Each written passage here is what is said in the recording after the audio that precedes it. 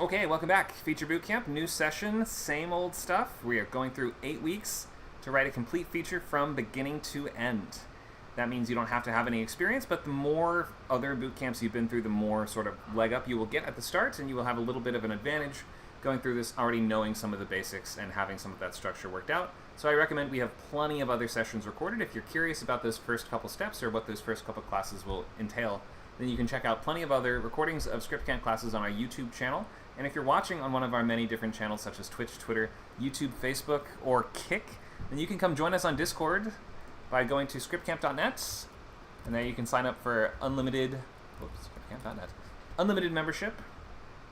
You get access to every class and every course, every workshop on every channel. This one is an 8-week course, and the first 2 weeks are usually going to be free and open to everybody to see if they want to try out ScriptCamp. This is our longest running program. The Feature Bootcamp was our very first class. Who knows, it may be our very last class. It might be the first and last thing we ever do.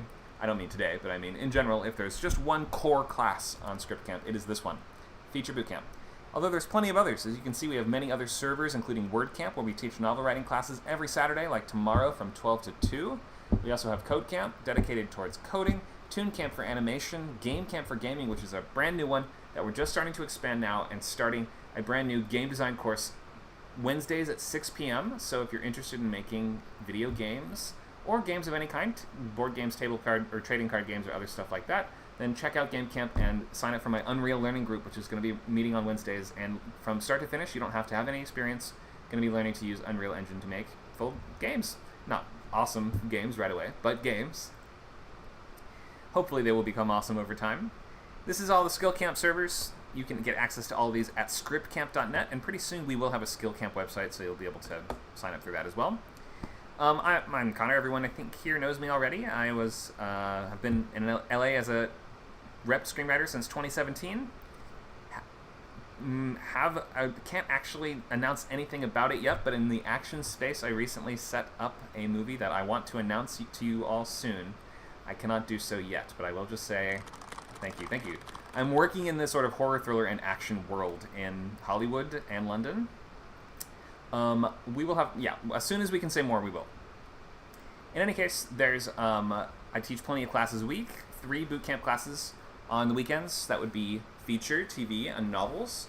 On Fridays, 6 to 8, Saturdays, 12 to 2, and Sundays, 11 to 1, with all times being in Pacific Standard Time. You can enroll at scriptcamp.net/classes to just get a single class, or you can sign up for that unlimited membership, which we mentioned before, which would get you unlimited access to every class on every server. So we highly recommend trying that out. All right, here we are. So here's the overview of this upcoming class. There's plenty of weeks coming up, and you can see that right now we're on week 0, which is going to be the overview, looking ahead at the key essential elements of action movies and starting to get that early feedback to start to shape your idea into something that works a little better, perhaps. This is going to be action themed. If you don't have an action story, that's okay. Hopefully at least one person in the group does, I guess I would say. We are going to be working this week on refining premise and figuring out what are the sort of bare essentials that we need to come up with a compelling action story, and what kind of stuff are we looking for in the professional kind of action world. What are producers looking for? We also have a great, I call it great, like I didn't make it. I call it great. A class that was from a couple weeks ago on stories that are selling in 2024, where we talk about this idea of the contained action film. So you might want to check that one out on our YouTube channel, which also talks a lot about contained horror and thriller, if you're looking to specifically design something that could be made or sold in 2024, the year of our Lord. All right, so we have plenty of weeks coming up, though. Next week is going to be finalizing your logline, so you can get that early feedback on your logline today if you want. If you have that just early version or concept of what your story would be, this is where you can get some of those just essential questions worked out. Make sure that this does qualify as an action movie, and you're designing all the various elements to amplify that as best you can. So this week is all about just brainstorming, starting to make initial notes in your sketchbook, and trying to settle on a logline or an idea if you have several ideas that you're trying to juggle between and decide. We also have next week, which is going to be finalizing loglines and filling out the rest of the sketchbook, and we go from logline to outline. So we'll look at some tips from just a really strong logline, which is that one-sentence expression of your central plot idea, and how to use a well-written one to figure out where several moments in your story are going to fall on your structure sheet right off the bat.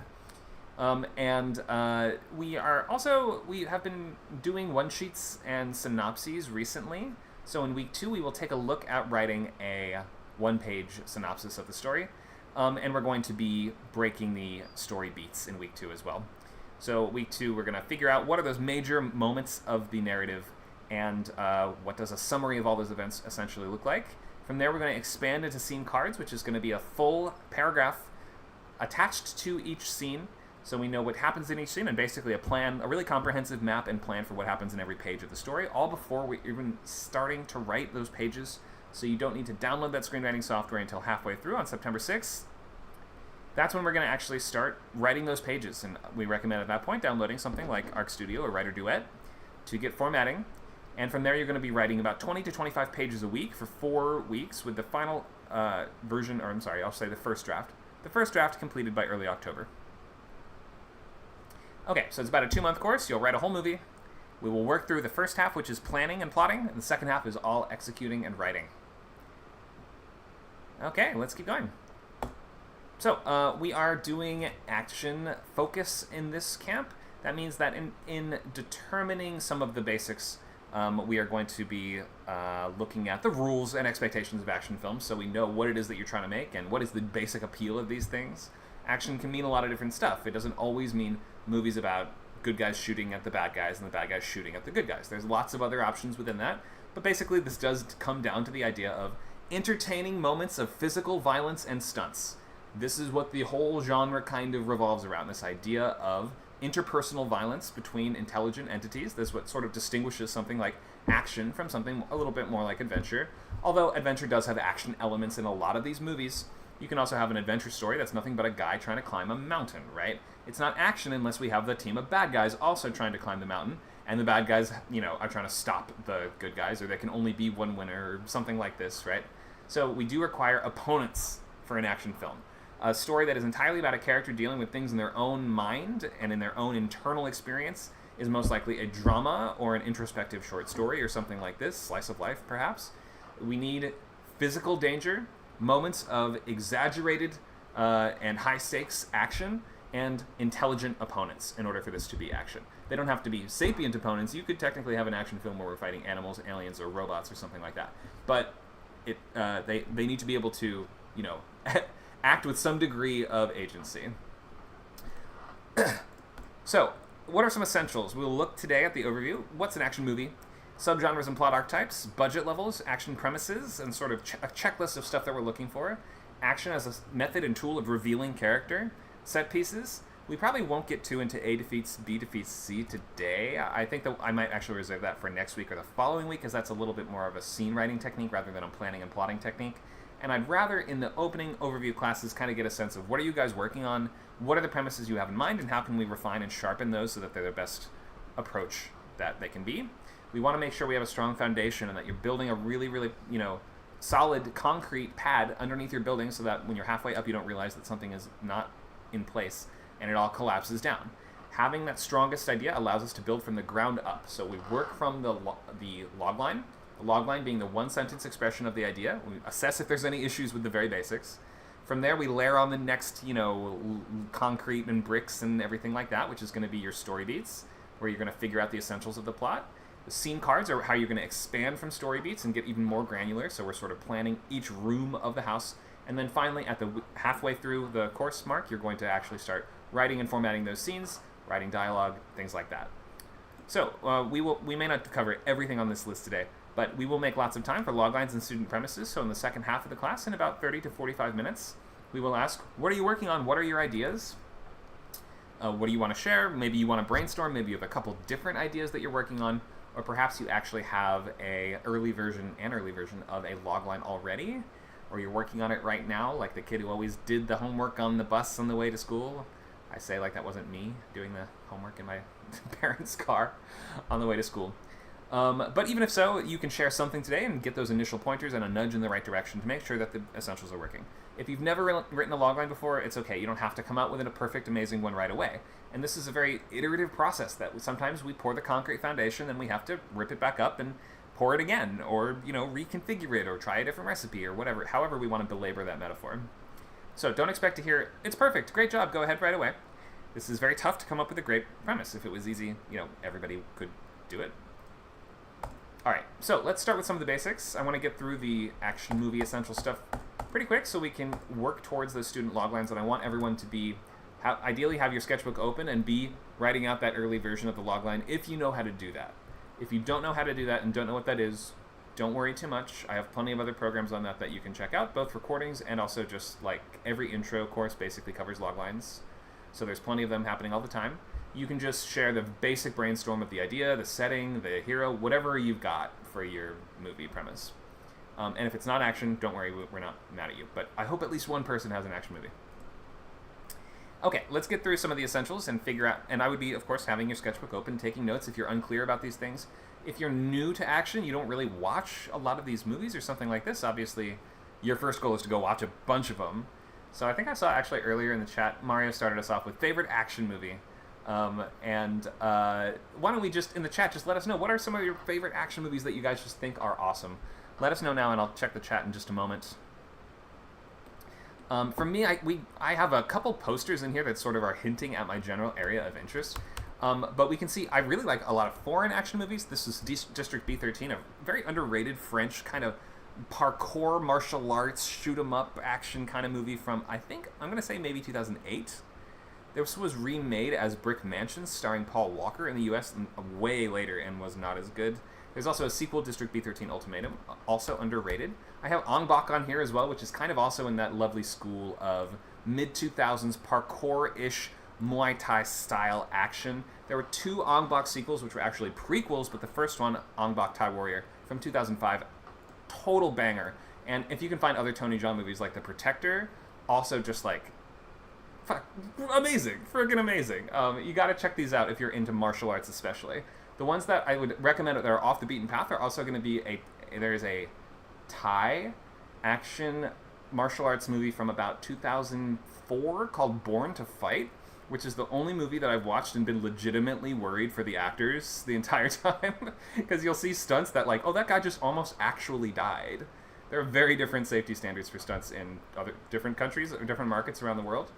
Which is not to say that we're celebrating that, but just watching, you know you're going to get good. It's kind of like when you go into the restaurant that's off the beaten path, and the menu doesn't have any English on it, and you're just like, gosh, I can't read this at all. And you're like, oh, that's the authentic stuff. That's kind of like the straight-to-DVD Thai action movies to me growing up in high school were sort of that.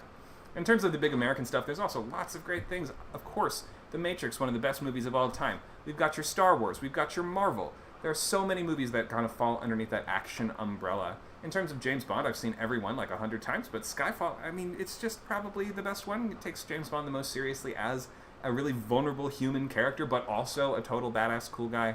I mean, I really like a lot of Jason Statham movies, which are just such a blast, even the cheesiest ones. I'm not really a Fast and Furious guy myself, as that franchise seems to kind of just like be obsessed with topping itself to the extent that they're basically, they've been superheroes since about the fourth movie. And it doesn't feel like it takes place in anything resembling a consistent real world at all.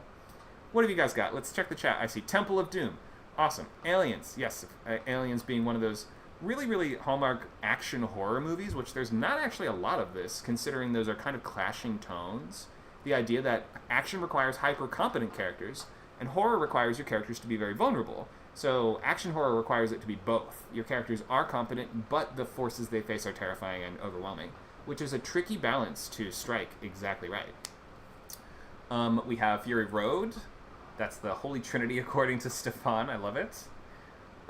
We've got, let's check it out, Raiders and Crusaders. Yep, so we've got all kinds of Indiana Jones action and adventure and comedy and romance. They've got just everything in them. Seven Samurai, absolutely Vader. Yeah, that's an action movie, yeah. Unequivocally, absolutely. A lot of Kurosawa movies are action movies, and crime dramas too, and then he's got crime action type movies too. Beverly Hills Cop, that's a fun one. Beverly Hills Ninja is kind of a fun one as well. That's a comedy, silly, goofy, kind of like that era of what we might call ninja mania in the mid-90s, kind of spawned a lot of sort of like action martial arts type comedies, and also things like Ninja Turtles, which are big to this very day, Mortal Kombat. The kung fu craze of the 70s to the 90s always results in a lot of just fun stuff.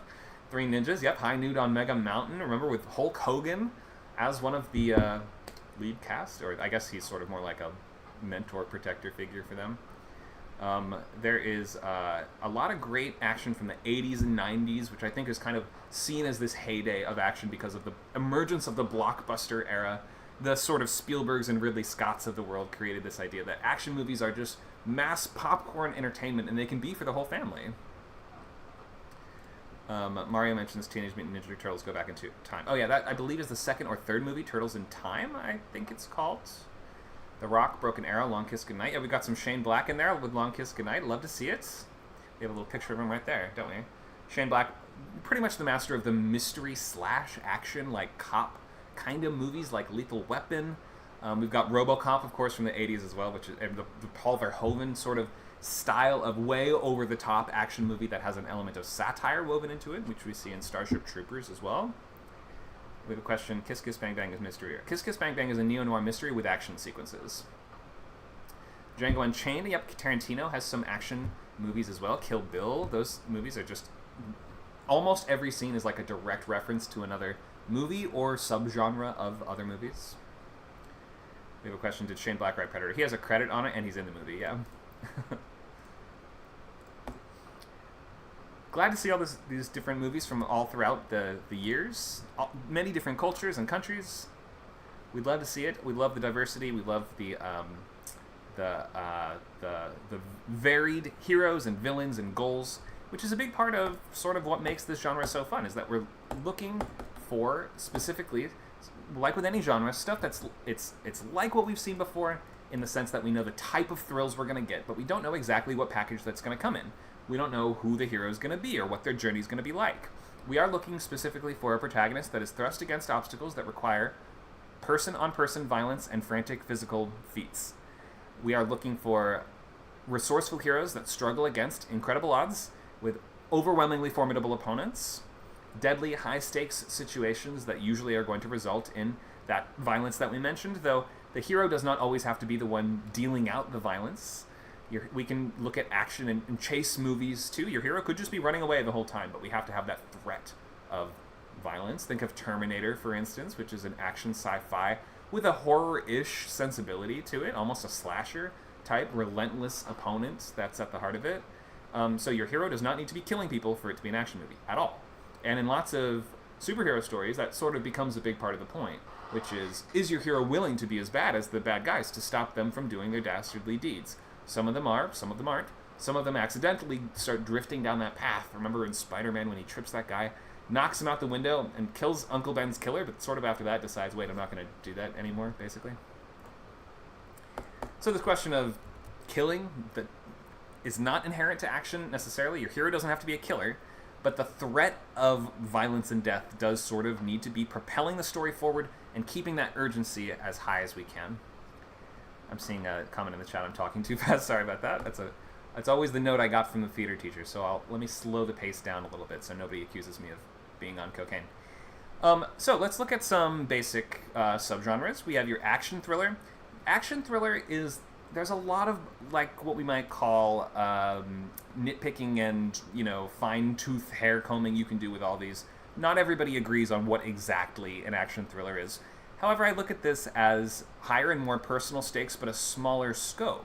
More emphasis on suspense and ticking clocks and pushing our heroes to that absolute edge, with something like Die Hard being sort of this quintessential example of what is the action thriller, right? It's not about factions fighting each other. It's sort of about one hero, personal stakes, and that one character being pushed to the very edge of their competence. So they are running low on ammo, leads, running low on time, and sometimes action thriller can have that element of mystery as well. We don't know where the next bomb is going to be. The Dark Knight has that sense of action thriller to it by far. But not every superhero movie does. Whoops, I flipped the wrong camera. We have your sci-fi, fantasy, or horror, which can be historical adventure or might be sci-fi fantasy if set in modern day. We have sports. Somebody in the chat just mentioned this. Talking Cheeto says, sports movies are highly underrated. Personally, I don't like them, and I don't really lump them in with action movies, but some people do consider them within this same world. I'm not really going to talk about them as much. Racing movies, I think, would have the closest level of, or the closest type of action to action movies. Action comedy is really common. This is more just like a tonal distinction, and it's a mode in which we tell these stories or conceive the plots, it doesn't really affect the construction of those plots themselves. When it comes to sci-fi, fantasy, or horror, I mentioned that difficulty of horror in the sense of your characters need to be both competent and overmatched. So highly competent characters with an even more terrifying or overwhelming opponent. Think along the lines of Underworld. Blade has elements of this, but Blade is usually not really afraid of what he's going up against, and the enemies that he's... usually horror requires the characters to be afraid. So more often than not, movies that some people classify as action horror are going to be more like, this is an action movie but in a horror setting, or in a place, it's an action movie with scary opponents. So it's kind of hard to exactly balance that. So I'd actually be careful with that one. Sci-fi and fantasy usually are going to boil down to your heroes are fighting a supernatural or sci-fi based threat, or they are using a sci-fi or supernatural based method to fight that threat, or both. It could also be both. Think of Men in Black, right? What are we fighting? Aliens. What are we using? Alien technology and human technology. Sci-fi threat, sci-fi method of fighting them, you can have both. Or it could just be one or the other. We have your stories where we're facing a sci-fi or fantasy opponent, like, demon or giant animal, Godzilla, but we only have access to regular modern day technology and nothing supernatural in our own kind of arsenal. That also works too. So what are we really looking for? What do we want? Interesting, formidable opponents. We like opponents that are clever and smart and motivated and aren't just acting randomly or for no reason or just because they're evil. We like a multi-layered opponent that feels like they're doing what they do for a good reason, that we can almost understand where they're coming from. All these things are pretty important towards having a villain that feels fleshed out. If you don't have a fleshed out villain, you don't always need one, but think of different tiers of villains and how much we flesh them out.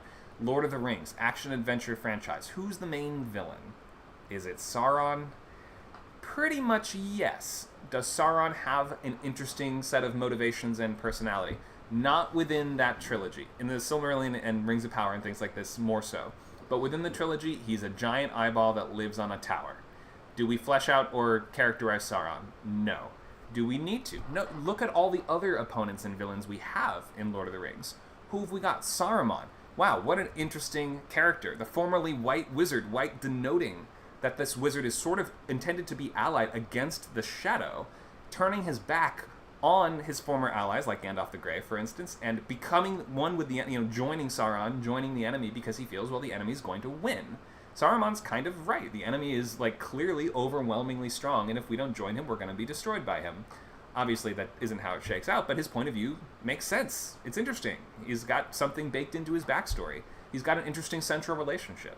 What other villains do we have in Lord of the Rings? On a movie-by-movie basis, we have these sort of lieutenants that are kind of elevated from the forces of the enemy into feeling like they are going to be the kind of mini-boss for that sequence or for that movie itself. In the first one, we have Lurtz, the orc commander with the white hand on the face. And also we have other mini-bosses all throughout, like the Watcher in the Water, the Cave Troll from the Mines of Moria, etc., etc. In the other movies, we have other characters that are kind of elevated to the position of temporary mini-boss of higher level of threat and formidability that they're proposing to us. Nerd Geek mentions Gollum. Yeah, Gollum's another type of enemy or opponent in the story, but a completely different kind. We have enemies that are of different levels of power and competence. We have enemies that are of different levels of likability. We have enemies that are of different levels of power or specific things they can do. We have enemies that are at different levels of proactivity and that they sort of mean to be galvanized to action, for instance. So yeah, remember, Saruman does not start the story as evil. So lots of interesting things you can do with your villains that even if you don't have even if the guy behind all of this, the Emperor from Star Wars, may not be fully fleshed out. Well, Darth Vader sure is over the course of 6 movies, right? You can have other opponents that kind of represent different facets of that enemy force. Especially if we're dealing with military-type stories, not everyone on that side is a monolith, particularly if you're telling true or inspired by true, realistic action stories that are based on conflicts and wars and things like this. It sort of becomes more of your responsibility to characterize the enemy and make it feel like they aren't all just a bunch of screaming evil savages or whatever it is, right? Because that's just not what real war is like. What else we got? Unique tactics or limitations for the hero and their team.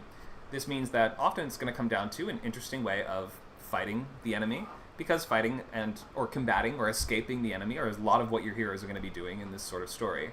We also like limitations. If your character is forced to work around some kind of limitation, for instance, take a look at any of the many kung fu movies that are about, the blind master, the one-legged master, or what's that awesome one where there's one guy that has no arms, and he's partners with another kung fu master that has no legs, and they team up by a sort of like locking together in like a backpack style, like remember when Yoda rides around on Luke's back, kind of like that, and then they're able to fight. They sort of combine their forces. If somebody can find what that one's called, it might be called Crippled Masters, although I'm not sure if that's a very PC title nowadays, but if you can find that, I do want to know what that's called. But that's just an example of limitations can be just as fun as tactics themselves, right? What your characters can't do will provide you just as many games as what they can, and sort of force them to work in different ways to achieve their goals. That can go for villains too, but usually if your villains have limitations, they shouldn't be such that they make them less powerful than your hero. The opponent pretty much needs to be at least equal footing with your hero, or they can be significantly more powerful too. What else we got? Compelling dynamics within the hero's team, both internal and external. Now what that could mean is internally your hero is struggling with their own self-doubt or choices of morality, or what is Batman always worried about, like, should I become as bad as the Joker to take down the Joker? And the answer that he comes to is no, he never does, but he's got that constant struggle within him, that little storm in the bottle that is constantly testing him and forcing him to dig down deep and reaffirm who he is, or sort of rediscover why it is what he's doing. Why is he doing what he's doing again and again over the course of all the many 100,000 Batman movies. That's an internal dynamic, but we have external dynamics too. Think of all your superhero team-up movies, your Suicide Squads and your X-Men's and all these things like this. We like a diverse set of relationships within the team. Some of them are romantically involved. Sometimes there's love triangles, like in the original X-Men trilogy between Jean and Logan and Scott. And we have different types of relationships within these archetypes. Like we have mentors, we have rivals. We mentioned the lover. You've got the characters that like each other. You've got the characters that hate each other. You have the characters that are impressed by each other. The characters that are afraid of each other. Things like this, and the way that they change and shift and affect each other over time, become really compelling elements of team-based stories, especially in the war space. Because if you're writing war movies that are kind of realistic, we don't usually cut back and forth between our team and the enemy team in war stories. There are some that do that. Not that many, though. And more often than not, it's going to be about the inter-team dynamics of your Saving Private Ryan squad and things like this that are going to provide a lot of the meat of the sort of action drama style plot archetype. So keep those team dynamics in mind. What's interesting about the team, not just who the hero and who they are, but how they bounce off of everybody else. Varied objectives that move us forward, that keep us moving forward, and doing new and different things. Unless your whole movie is sort of a defense-style setup, something like The Last Stand, or Seven Samurai is a defense-style plot too, right?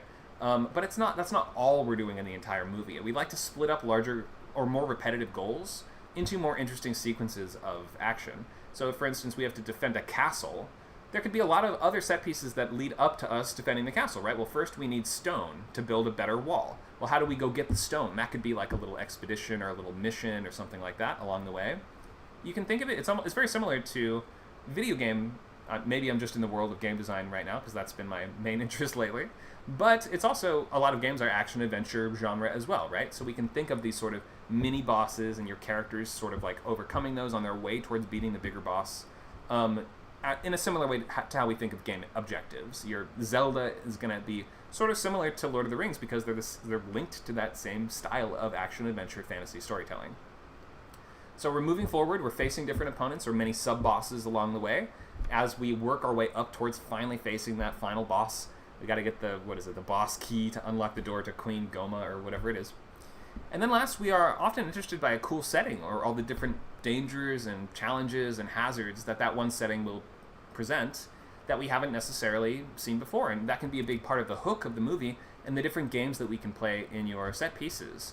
Especially if your character makes good use of the environment, if you're writing a Jackie Chan style story, or you're writing I mentioned Jason Statham, he's always beating people up with whatever is in the room. Then varying the environment, providing interesting dangers, hazards, or things that can help the hero, those can always be really, really fun. Or maybe you've built a story world in which it's not so much about the set pieces, but about the rules that lead to this world in the first place, such as The Matrix, or what was that one, is it called, about, In Time, the one where it's a world where you have time as like a currency. How long until you die is like written on an LED display on your arm, but what happens when your time runs out? I actually forget the exact plot. I think Justin Timberlake needs to go on the run from the dystopian cops.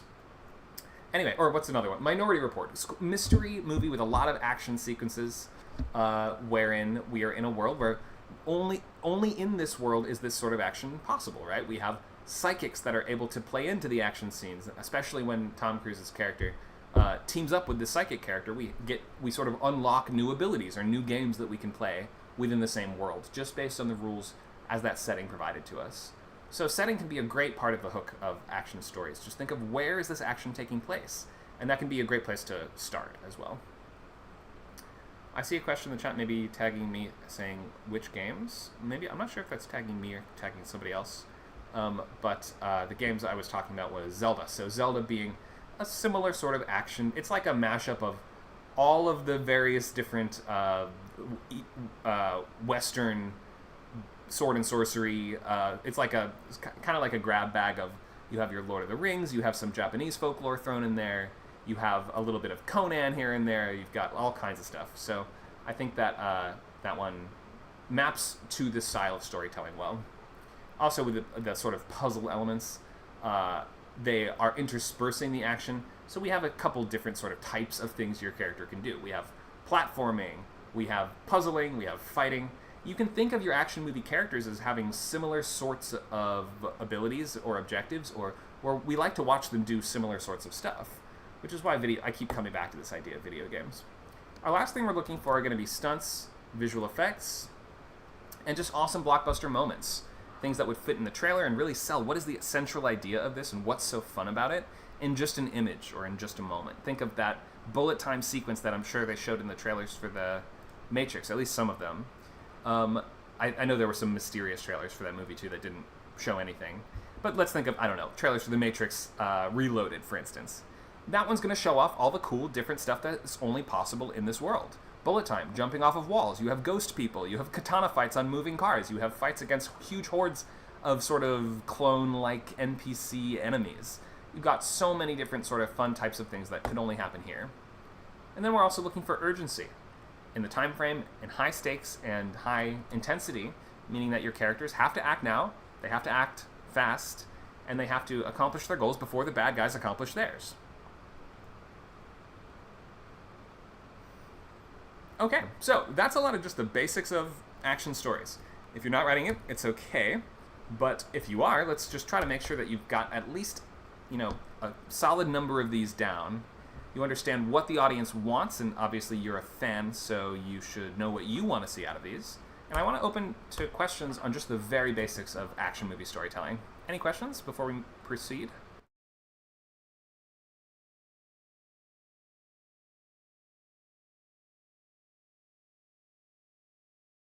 Feel free to use the text or unmute and ask out loud.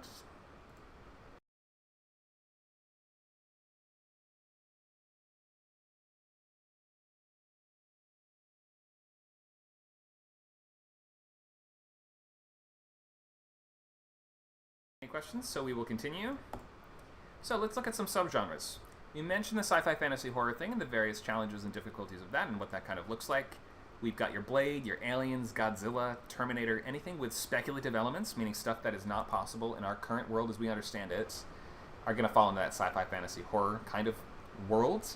Everything Everywhere All at Once is a recent sci-fi wuxia style action movie that was obviously one of the most popular movies in the entire world. We have your intrigue, which is going to be your politics, your war, and espionage, and that's essentially going to be international stakes. Everything from Kingsman to Black Hawk Down to Lone Survivor, your military action movies, your spies, your Mission Impossibles, your James Bonds. We have crime, which is going to feature heists, gangs, street races, everything. Usually this is not going to touch on international stakes unless you amp up the intensity to the level of Fast and Furious, which after a certain point, they're going to space and stuff. It doesn't really feel like a crime. They're not even doing crime anymore. But crime is going to feature your robbers, your racers, shootouts with gangs and criminals, Die Hard, Fast and Furious, Heat. And then our last major category is going to be adventure and historical. Zorro, pirates, westerns, knights, kung fu, Crouching Tiger, Braveheart. Somebody mentioned Seven Samurai, so yeah, samurai definitely. And this is sort of a subspace of action that's going to feature. Almost always these are going to be historical in setting, unless you have some sort of fantasy element too. Just because there's not a lot of real reasons, or not a lot of reasons in the modern day for people to be doing kung fu on each other in a serious way. Unless, for instance, somebody is a time traveler or has superpowers or something like that. You're, what is it called, Shang-Chi or something like this. We have a question I see in the chat. Do these subs mix? Yeah, there's combinations of these things. Sometimes we do see something like Inception, for instance, is a sci-fi / also spy type story, and it's got a little crime-ish element too, to an extent. So yeah, these are not hard and fast rules. These are just going to be like the overall flavor of these different stories. That can be a good starting point as well to think of. Okay, what would a horror historical adventure be like? Or what would a crime intrigue movie be like? Are we mixing criminals and spies together? Could be cool. I think we see a bit of that in something like Sicario, where we have criminals that are acting at such a high level that they're essentially, agents of not quite the state, but something close to the state, the narco state. They almost operate like spies do. We have a question, what's Agent Cody Banks? Cody Banks is intrigue, and that's in the sort of spy-fi world. And intrigue in the spy-fi world often includes some sci-fi stuff too, in that we're assuming that the characters have access to advanced technology that's not yet on the market, but might be sort of in the works, like something that might eventually be possible, but is at the very cutting edge. Question, have I seen the original Sicario movie? I've seen the Taylor Sheridan movie called Sicario. If there's another original besides that, then I have not seen something besides it. But yes, I have seen Sicario with Emily Blunt. Let's look at some plot archetypes. So we have our subgenres. That's going to tell us the sort of things that are possible within this world, and also the kind of fun that we can find there, the sort of appeal. If we want to see people doing fireballs and haidokens and shoryokens and things like that, we probably want to look for adventure historical. If you want to look at, rooms full of people who are on phones and saying things like, "Where is the bomb, MacReady?" You probably want crime or intrigue. And if you want, shooting aliens and stuff, then sci-fi is probably where we get the kind of base appeal. And once we have that, you can move on to your plot archetype to figure out, well, what are the characters actually trying to do, and how do their goals, the pacing, and urgency actually work out? What do those objectives actually look like within this space? So that is going to basically boil down to three things, and these are like the prevailing objective type that your character is going to have in this story. There are going to be different sort of sections of your movie where the character is going to favor one of these over the others, so it's not like they can only do this one thing. But we have attack, defend, and move. So attack means that your characters are trying to take out an opponent or destroy something. Maybe it could be sabotage. They're trying to blow up the enemy base, something like that, right? Your Star Wars blow up the Death Star plot is this.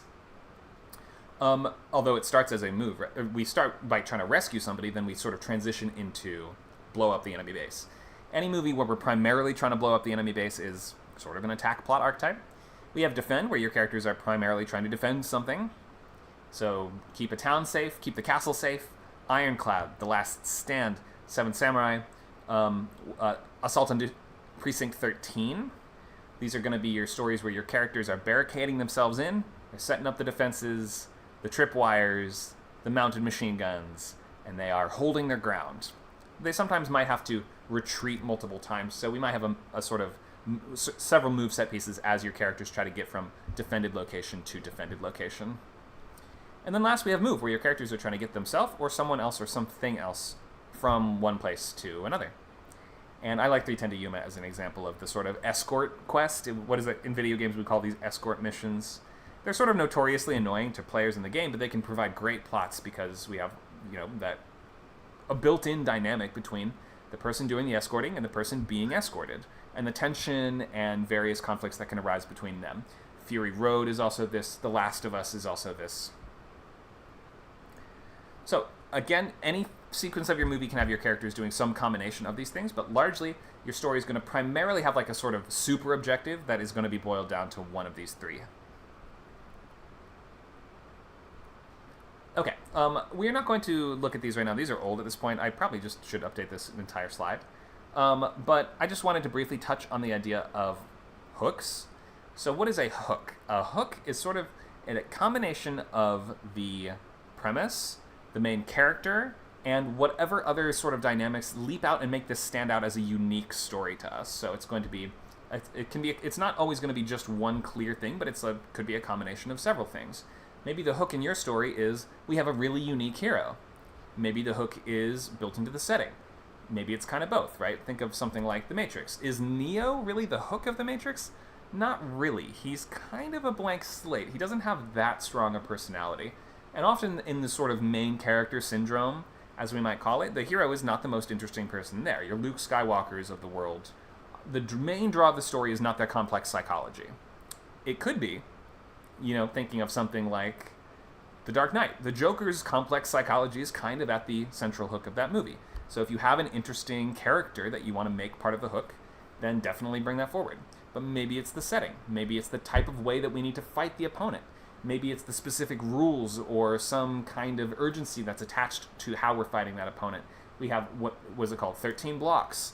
Or that's one where we only have to get from here down the street, essentially. Bruce Willis has to escort Mos Def down 13 blocks of New York City so he can testify against corrupt cops. The hook is kind of in that really brutal fighting from building to building. Like, we're only going a short way, but every cop in the city, every corrupt, evil cop in the city is sort of converging on this one spot, trying to kill and stop these characters from getting to this one point. Really simple central objective, but really formidable, multi-layered, multifaceted opposition towards achieving it. So the specificity of the objectives might be where your hook comes in. It could also be in any number of other things. So just think of what is possible in your world and what's fun about the story, and you can find the hook in there. We shouldn't generally say, well, it's kind of like any other war movie. We can't really lean on, it's like things that have come before it. It's sort of just like we're doing blank. It's sort of like another Die Hard is never going to sell people on the premise alone. There has to be something that sounds fun about the premise. Okay, let's look at different budget tiers. So you don't have to write to a specific budget tier if you're just writing to get better at writing. And this is mostly the type of writing that you're doing if you're trying to learn and to break in. We are trying to write whatever's fun and exciting for you. It doesn't have to have the budget in mind. But if you're writing movies that you want to really get made, there is this lower budget tier of action movies that maybe go to the red boxes and straight to streamers of the world. These are often more driven by smaller production companies that are doing mostly everything in-house. They're not like browsing the blacklist for the best action scripts to be writing. It's possible, especially if you work in the production side, to maneuver your way into writing movies like this. If you're working on these lower tiers, it's going to be very connected to networking and things like this, as they often are. And these are movies that are best approached from this star or stunt-driven perspective. So writing them for a specific star of that kind of budget level is usually a good idea. This is going to be your sort of post-major career stars like your Dolph Lundgren or your Steven Seagals, or it might be just lower-tier pro wrestlers or things like that, people that are trying to break into the action space. It's a tough road to go down writing this sort of movie. So unless you really want to get involved in production, maybe you're a stunt person or actor yourself, and you want to be making that kind of movie for yourself to be the driving force behind, I don't usually recommend writing specifically low-budget action movies. But if you already have a producer that you're working with or something like this, or you have a good contact for how to get a movie made, then obviously it's better to skew on the lower end of budget so that it's more likely to actually be an enticing prospect. Martial arts tournaments are your friend when it comes to budget. It's all people fighting in the same location with the same setups, right? Mid-budget. So this is usually going to be pretty much where most people start writing this kind of movie. These don't get made as much these days, partially because of the comic book movie kind of devouring the mid-budget action, kind of like it devoured action comedy, kind of like it devoured martial arts. It sort of ate up a bunch of those things, so now these are harder to come by, especially if we're going into this without having IP already attached or without having access to IP, which you generally just don't as someone starting out. It's a good place to be, though, because we can write your car chases and your shootouts and things like this, as long as you're not blowing up whole buildings or whole city blocks or showcasing whole fleets of Martian invaders or things like that. It's usually not that hard to keep an action movie in the constraints of the $20 to $50 million range. And that's going to be a safe spot to be, because those feel very scalable in the sense that the producers might say, well, we could remove a couple action scenes and therefore we might be able to actually nudge that budget down. Or if you manage to get just the right arrangement of elements, maybe they would be able to nudge it up and you'd be able to, execute those set pieces and stunts and things like this with even more budget than you had intended. So not that you'd be the director probably on these movies, but these are just things to keep in mind. What it allows you to write and what it allows you to, what tools and toys you have access to within this sort of great toolbox of this writing style. High budget action movies are usually going to be reserved in a realistic sense for very established studio writers. Your Marvel, your Fast and Furious, these are like $100 million plus movies, sometimes getting closer towards $200 million. They're not going to solicit a script worth $200 million for a $200 million movie from someone who's not very entrenched in the system and been doing this for a long time. So I would not expect to be writing high budget action movies with the expectation of having that movie get made. Doesn't mean you can't write it, though. You could treat it as a writing sample and go as big as you want. If that's the sort of thing you want to eventually write, you should be writing high budget action. So, clear, high stakes with a unique threat, fun way to combat it. Defining walls, unless you're writing action thriller, is not typically as important as in thrillers themselves, but we expect a bit of a bigger scope in action movies and some measure of shifting fronts. A conflict that's going to be broken into smaller bouts and skirmishes.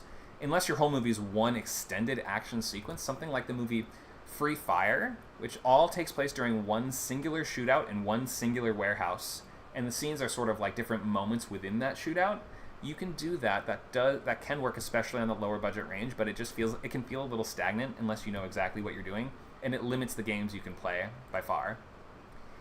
Look for premises that can support 4 to 6 awesome set pieces. Usually culminating in a stunt is sort of the expectation. It doesn't have to be culminating in a stunt, but we like stunts, and we're watching this sort of movie for stunts. Tangible and concrete goalposts are really important, so carefully, in intrigue especially, avoid this idea of we don't know who the bad guys are and what they're doing for way too long. Otherwise, it might be that you're writing a conspiracy thriller, not really an action movie. Though there is crossover. There's always crossover. The whole Bourne series are mostly action movies with conspiracy thriller plot types. But it's not like we have no idea who the bad guys are or what they're doing for the vast majority of those stories. We understand that the bad guys are the people connected to the Treadstone Project, which are the ones that sort of make super soldier people like Jason Bourne or sleeper agents. Okay, stunts, explosions, fights, chases, daring escapes, thrilling heroics, violence should be fun. Like, these things are so built in, I almost don't even have to, I feel I shouldn't even really have to define this, because if you want to write an action movie, you know that that's what we want to see and that's what you want to write. So, easy, right?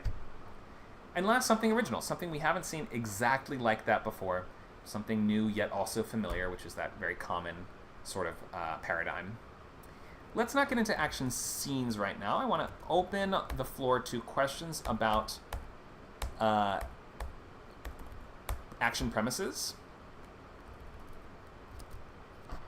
Anyone have a question about things that are viable as action movies, or what makes a good action premise, or anything like this, what we talked about?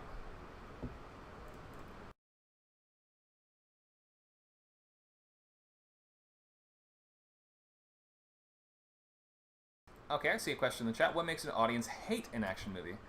Thank you, Mario. What makes somebody hate an action movie? I mean, it's sort of similar to what makes an audience hate any movie. Lack of engagement. Whoops. Technical difficulties. Lack of engagement, which is going to come from a couple things. One, I can't invest in the main character's journey. I don't understand what they're doing or why, or I just don't want to root for them. So if you have a main character that hates everybody and everybody hates them, and they're doing something horrible that we can't possibly root for, then why are we watching? Is there anyone we can root for? Are we rooting for the villain? If there's literally not one single person to root for and everyone's just horrible and we don't even understand why they're doing what they are, you will lose the audience pretty quickly. We can watch movies about terrible people doing terrible stuff. We can love them. We love unlikable characters, but we have to get them. we have to more or less understand what is motivating them, driving them, and what their next objective is. If we lose that sense of progress through the story, it can be really easy to bore audiences as well. And you see this come up all the time in what I call tunnel movies. And these are going to be a lot of straight to streamers or straight to DVDs back in the day, but they still come out on streamers, now. These are going to be movies that are primarily set in bunkers, caves, or tunnels, and are very hard. It's very difficult to keep track of progress if the environment all looks exactly the same. So lack of progress is going to stem from that problem of your set pieces are not distinct enough, the objectives are not defined enough, or are not, the milestones towards completing those objectives are not clear enough. Or it could be that once we accomplish those objectives, then it's not clear enough what that leads to, or what that now gives us, or how that's affected the shifting fronts, or the balance of power, or the team dynamics. So feeling like the stories are stagnant is going to be one of the biggest killers of action movies. Stagnant meaning simply nothing's changing. We are just watching either the same thing happen every time, we are watching everything play out exactly as we expect it to, or the characters are stuck in one place and not moving and not making any progress. Those are going to be your biggest killers of action-style plot momentum. I following up in the chat. Progress is priority. Attachment is faster, though.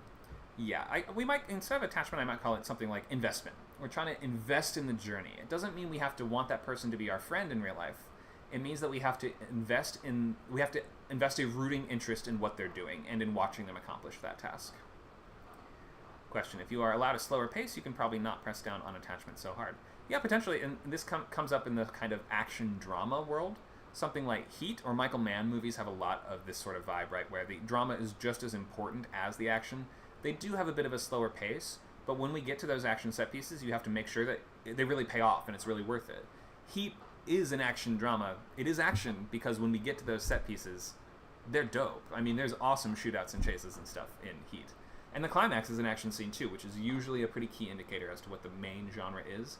What are we doing in the climax that's telling you that is the kind of like basic appeal of the story? And if we're chasing each other around with guns and shooting at each other, we have an action element there.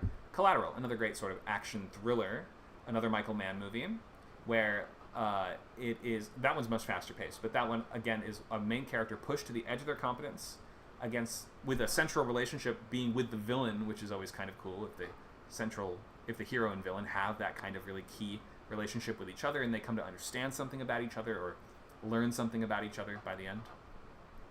And then when we get to the action scenes, of course, they really feel action-ish as well. In Collateral, we have shootouts in the club, we have shootouts in the street, we have car chases, we've got fighting, we've got all kinds of great stuff. So make sure that if you want it to count or to be classified in this action umbrella as well, that when we get to those set pieces, they really pay off. It doesn't feel like primarily a drama. It feels like the drama was supporting and amplifying the action, and vice versa. Bad Boys, yes. Bad Boys series, very popular action central relationship duo.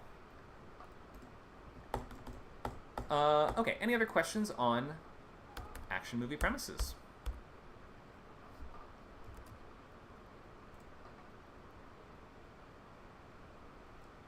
A comment from Stefan: Collateral also has a strong ticking clock while Heat doesn't, so the pace is faster. Yeah, exactly. That's the difference between action drama and action thriller. Thriller will always have that strong propulsive ticking clock, whereas drama does not always need a ticking clock, or if there is one, it can be much slower in the background.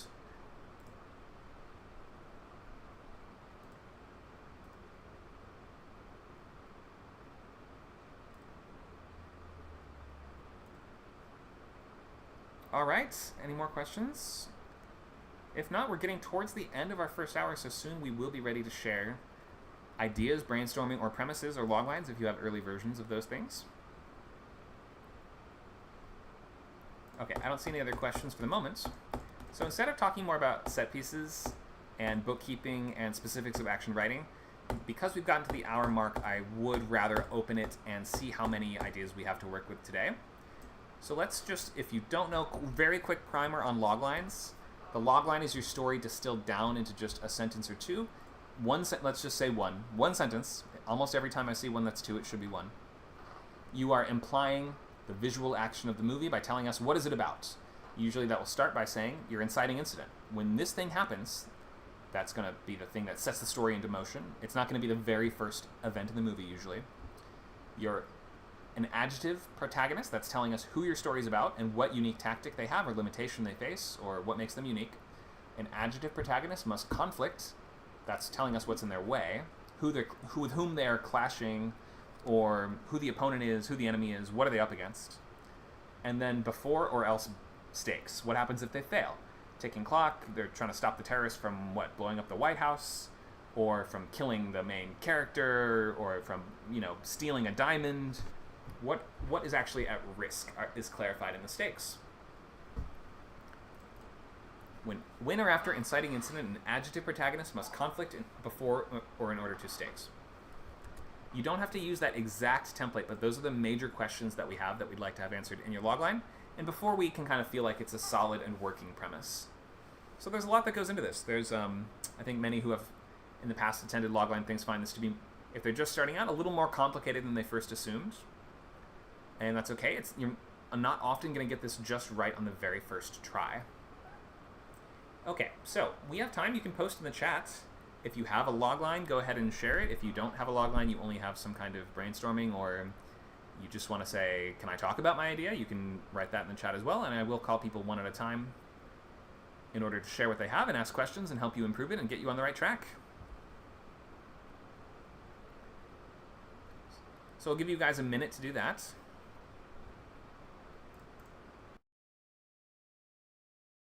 And we usually go first come, first served. So whoever posts first, just make sure that you're ready when I call on you. And you will have to unmute your mic and speak aloud to answer questions.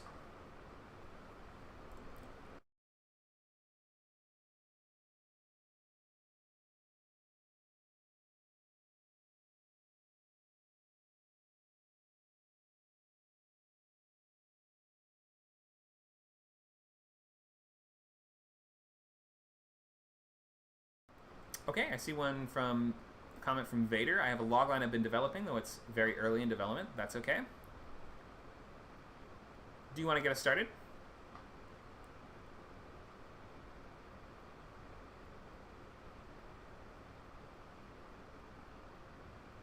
Sure, okay. Feel free to unmute by clicking that gray microphone. All right, hello? Can you hear me? Yes, I hear you fine. All right, great. Let's so talk about it. Yeah, the logline is, yeah, all right. Just let me know if I cut out or anything, because my mic quality can be pretty bad sometimes. Okay, seems okay. All right, so the logline is, years after a zombie outbreak reduced the world into a desolate wasteland, a ragtag group of survivors find themselves tasked with escorting humanity's final hope for a cure, the scientists who developed the zombie virus. All right, thanks for that. So, we're in the post-apocalyptic zombie future, and now the only hope of developing the cure is the scientists that initially created the virus in the first place. Yes. I will say, in terms of originality, we've seen this story before, but that's okay. You don't have to worry too much about that. Yeah. Don't worry. It's okay. If you're just figuring out the basics, maybe you want to expand the originality or find something more unique in it, or maybe we can dig deeper into what you have and see if you can find something to stand out. Yeah. So maybe let's start by asking a question like, what's the setting? Where is this taking place? In my head, this is taking place in because it is a post-apocalyptic setting. So I don't have exactly a set country or city or something like that. Though I do imagine it takes place in a very, let's say, icy location. So somewhere in the north, maybe? Did you say icy location? Yes. Okay, that could work. The thing about icy locations is that they're pretty much safer from zombies because zombies either freeze in the water or they fall through the ice or things like that. So you can see people migrating north to avoid the worst of the zombie attack in the first place. Yes. It would make sense. And also is not something we see as much in zombie-type stories. We have seen dead snow and things like this, but I'm thinking specifically of the Resident Evil franchise. We have a couple movies that are set in very desert-ish we've seen a lot of post-apocalyptic deserts, but we haven't seen as many post-apocalyptic tundras or, icy environments or things like this. So I could see that working. Yes. It does have that built-in question of how are the zombies still a threat if it's so bitterly cold? So maybe you need more advanced than normal zombies, perhaps? Or were you thinking the slow, Yeah, shambling, that biting was kind? Go ahead. yeah, that was an idea that I did get because, like I said, this is a story very early in development. So Mm-hmm. a lot of ideas being bounced around, a lot of brainstorming, etc., etc. But I did have an idea of the zombies being very advanced since obviously this is years after the initial outbreak. So maybe they've evolved somehow. Maybe they've adapted somehow. Okay. Are you thinking more Resident Evil style, like monsters, or are they more like traditional zombies? A mix of both, really. Resident Evil is definitely kind of the main inspiration, or not the main inspiration, but the main spark that inspired me to really think of a zombie story in this way. Mm-hmm. And the later ones So I'd almost all say, take, so like the later movies, almost all take place in a very post-apocalyptic world, considering the apocalypse happens at the end of yeah, movie yeah, one. Like, so it's almost yeah, yeah. exclusively a post-apocalyptic franchise. But for instance, Yes, yes. what's that one? Is it called Extinction that takes place in Vegas? Yeah, the very desert-ish one. Yeah, I think that's extension. Yeah, so that's kind of fun, right? Like the fact that it takes place. What's it? Army of the Dead also takes place in Las Vegas, I think. Oh yes, yes. Right. Zack Snyder, yeah. So that tells us different games that we have available to us and different sorts of fun that we can have there. Army of the Dead even features a kind of hierarchy of evolved zombies that take on almost commander type positions within. It's called. That's why it's called Army of the Dead, I guess, right? Because they're a little bit more. Yeah, yeah. What is it they say in Chicken Run? They're organized. So that's Yeah. part of the fun there. So maybe in zombie stories, the hook is going to come in one of a couple things. We have the hook can be your hero. The Last of Us, the dynamic between the hero and the central relationship is the hook of the story. The hook can be the villains. Think of something like Left 4 Dead. Have you played those games? No, I have not. Okay, but or Resident Evil is another example with really specific types of monsters that are not just your regular shambling bite you type of zombie enemy, right? Yeah. So that could be unique about it. Maybe the setting could be part of the uniqueness too. The objective or the specifics of accomplishing that objective or the rules of the virus itself, because the rules are pretty key to understanding these stories, aren't they? Because it's like the rules being if you get bitten, how long do you have? Can you cut that limb off Yeah. and survive? Train to Busan, or did you? I would, if you haven't seen Train to Busan and its sequel, which is called Peninsula, I also really recommend those two. Well, I have seen Train to Busan, though I actually didn't know it had a sequel. Oh, it does. It's a standalone sequel, so none of the same characters, Mm. but it's in the same world, and it's awesome. Uh, if you like the first one, you'll probably like it. Yeah, I love the first one. Yeah. Yeah, it's brilliant. Absolutely brilliant writing. And the hook in that one, well, there's a couple different aspects to that. So in Train to Busan, the zombies work a little differently than we've seen before. They have this kind of swarm type mentality and really quick movement, and they sort of pile up on each other and stuff like this. We see a bit of that in World War Z, but there's not a ton of that. And then the characters themselves are also just really, really fleshed out, and like the dynamics between the characters, the relationships, and the central relationship between the father-daughter arc are really core to Train to Busan as well. So it might just be that you Yes, need yes. to zero in on something to find some unique fun in the premise. Do you have any questions you want to ask about that, or is there a direction you were thinking of going, or are you still too early to say for sure? Hmm. Well, I would be inclined to say that it's too early to say for sure, but this is one of those stories that I felt like kind of developing in more of a quick way so that I can just get the first draft out there and re-edit it and all that. Sure. So I do have a question then. Yeah, I do have some questions about which direction that would take. Okay, hit me. So like zeroing in on something, I would hmm, I would definitely say for me personally, I would like to zero in on the character relationships. I feel like that would be somewhat of a trope, with zombie stories. It's always about the characters. It's always about the interpersonal relationships. But I do find that very compelling. So I would say that that's where I would like to go. Yeah. Okay, cool. So I would say it's not really a trope. It's as much as it is every great story is about characters and relationships. So Yeah, that's definitely, something that definitely, yeah. yeah, yeah. So but I see what you mean. So that is like a common thing that the movies will flesh out, like Dawn of the Dead, for instance. Really interesting web of Yes. characters there. Um, so if you are interested in that central dynamic, it seems like the only characters you have nailed down are going to be your escort team, and then you have the guy that made the virus. Why did the guy make the virus? Might be a question to start with. Definitely, definitely. I was actually kind of circling that around my head as we were talking, or as you were talking. Sure. But I don't really have an answer to that yet because okay. I just really started thinking about that. So yeah. Maybe he has an But that is definitely reason. an area to focus on. Yeah, maybe that character. We have seen this type of character before. The first Resident Evil movie does feature guy that unleashed the virus or whatever. But rarely do we really delve too deeply into why they did it. Do they have some kind of good reason for it? Exactly, yes. Do you think he was doing the right thing? Is he happy with how it turned out? Is he looking at the world going like, oh, good job, I nailed it, this is awesome? Like, does he like the world as it is? And questions like that might kind of force you to dig deep into who this person is in general. Are they crazy, or are they like ahead of their time? Were they right about something? Maybe digging into these questions can lead you down the avenue of figuring out what is unique and compelling about a character like this in the first place. Yes, definitely. Okay. I did just now get some ideas on that, but yeah, definitely. Okay. I do understand this thing. Do you want to share, or do you have another question that you wanted to focus on? Oh, yes, sure, yes. I did have some idea of, well, while you were talking, I did circle around some idea in my head about maybe the zombie virus initially wasn't even a bioweapon. It was a project of his that was then taken and made into a bioweapon somehow, science shenanigans or something. And then, he wants to redeem himself in a way. He wants to have that redemption because he feels like he's responsible for the end of the world, even though maybe, if we really go technically on it, he didn't actually end the world. It wasn't him who made the virus, technically speaking. Right. It was some other entity.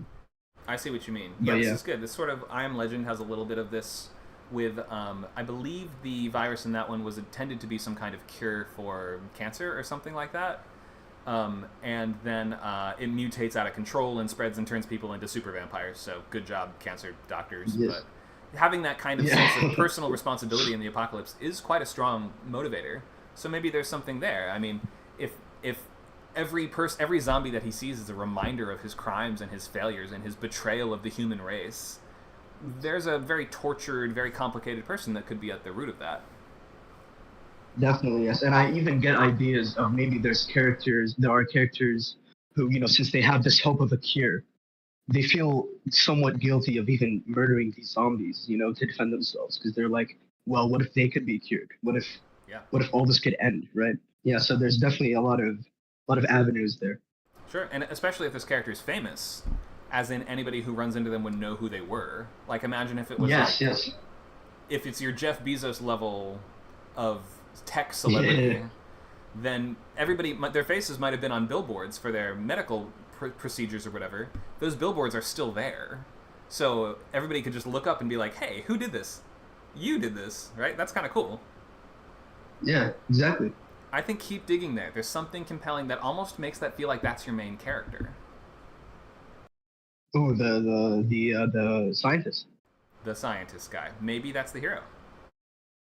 Maybe that is a great idea. Maybe. Yeah, dig in there. See what you can find. Yeah. All right. Anything else, or do you want to wrap up? Were there any other? Yeah. I was about to ask. Were there any other questions you had about the logline or anything? For now, I think we just need to dig deeper. So I've asked the questions that I need to for the moment. And if the hook that you want to find is a character hook, then you got to figure out who your characters are. Yes, definitely. Cool. Thanks for sharing. Keep working on this. It could be like you can always start with, I want to do a zombie movie. I want to do a car chase movie. You can always start with that, and then from there, get more granular and specific. Think, what have I never really seen in this genre before? I've never really seen the person that made all the zombies be particularly characterized before. That's a cool idea. Maybe yeah, definitely. That was actually my original idea. Was this all came about because I was literally watching a video about Resident Evil, and I was like, oh yeah, I want to write a zombie story now. So yeah, that's kind of how it always starts. Great. Well, I think you're definitely onto something. All right, thank you. Yeah, and thanks for the opportunity to share. No worries. Thanks so much for sharing. Let's keep going. Um, I see one from the Nerd Geek. Do you want to go next?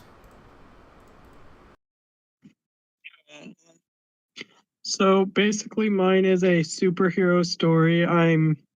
First off, I'm trying to make sure is as low budget as possible because this is the first movie I've ever written. So basically, my story is this kid, Andrew Perkins. It starts out with him and his friend. They're walking around, then she gets kidnapped. So he, a year later, gets superpowers and also finds out that she is dead. And then he decides to put it upon himself to hunt down the killer who did it. Meanwhile, though, a former friend of his gets superpowers of her own where she becomes this like Hulk like monstrosity.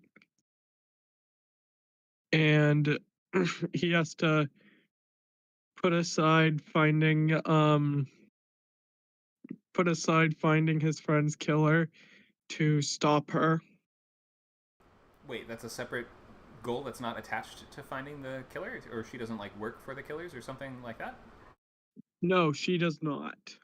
So that's just an entirely separate subplot. Yes. Okay, that seems like a mistake to me just from the outset.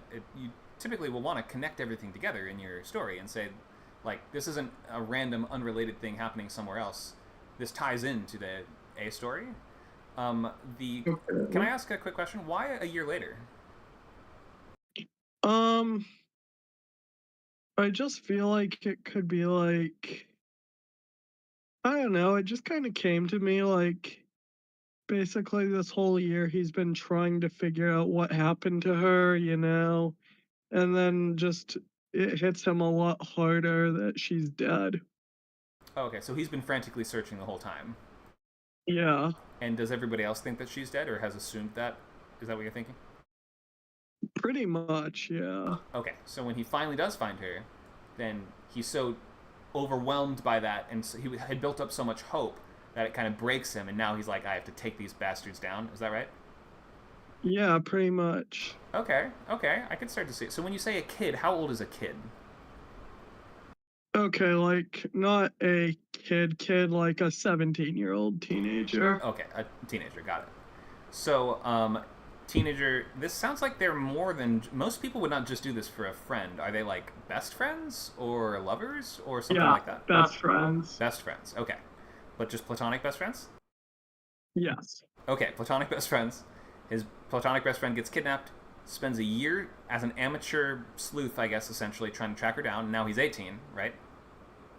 Yes. Okay, so he's 18, he's out of school soon, I would think. He finds out the truth, and then he's like, I'm going to take these guys down. At what point did he get powers? Yes. Soon after he finds out she's dead, like a day or two later, um, his powers are basically he's has enhanced strength and enhanced speed and can hit really hard. Okay. And where did those come from? That I have not totally figured out yet how I'm gonna do that. That's okay. So my suggestion for you is going to be to tie these things together as much as you can, right? Even in the world, Okay. I understand that in the world of comic book style storytelling, sometimes people just get powers from separate stuff, or sometimes two separate unrelated things happen because we're in comic book world and therefore it can kind of Yeah. work sometimes. But the more that you can tie them together, those are usually going to be the stronger stories. Those are going to be the ones where you've got what is it? Superman and the other enemy Kryptonians are all from the same planet, at least, right? They share a source. They share a common origin. Yeah. Or what's that later? Didn't they do a later Hulk movie with Edward Norton, which has you mentioned a Hulk type Sorry. character. Sorry, I missed that. So there was a Hulk movie with Edward Norton where he's fighting Yeah. against an opponent played by Tim Roth who has similar Hulk powers to him because he was also created by gamma rays, right? Yes. Okay, so that's what I'm talking about in terms of common source. Like, and that's why I guess the question of it takes a full normally we want to tie these events together as much as you can. So I'm just going to give you an example. For instance, his friend gets kidnapped by bad guys that have super technology. They put her in a force field or something. As he's chasing them, he blows up one of their chemical tanks, and it gets chemicals on him, and then he gets powers from that. That's a dumb example, but do you see how those powers would then come from the same source, and therefore it just feels a little more cohesive overall? So I would try to see if you can if you're not sure yet what the powers are exactly, where they come from, if they come from technology, from aliens, from magic, wherever they're coming from, if you can make them come from the same place and have that kind of common connecting thread between the speculative elements of your story, it's usually going to feel like it's going to make more sense in people's minds and require them not to be like, wait, huh? Like, was there a comic book I was supposed to read before I watched the movie or something like that? Yeah. Okay, so there's just some tips for you for now. Do you have any maybe questions or areas you wanted to take it, or something you wanted to ask about to refine this any further? No. Okay, so maybe dig deeper into, similar to the last one, try to find what is your hook. The hook is going to be what is unique and fun about this, because we've seen a lot of revenge movies and we've seen a lot of superhero movies, and we've seen a lot of superhero revenge movies.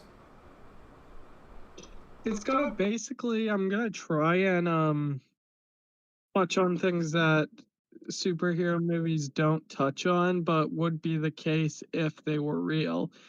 For example, he has massive PTSD from what happened with his friend. And yeah.